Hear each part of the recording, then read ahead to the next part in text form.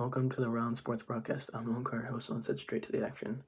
It would be their final non-conference game of the season before starting their conference matchups next week. The Royal Rams faced up against Western Kentucky University Hilltoppers in Bowling Green, Kentucky.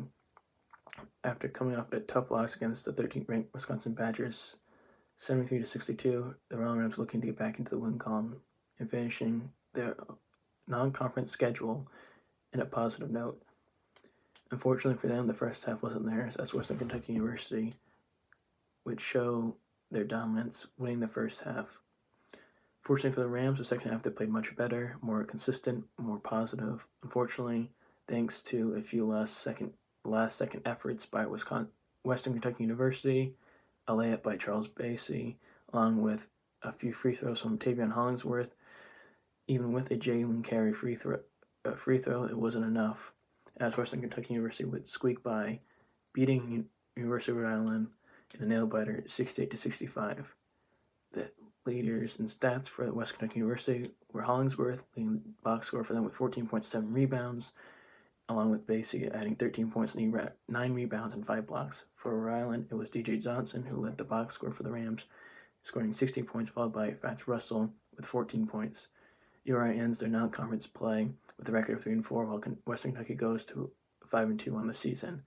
URI starts their conference matchup on December 18th against Davidson, while Western Kentucky University travels down to Alabama on December 19th.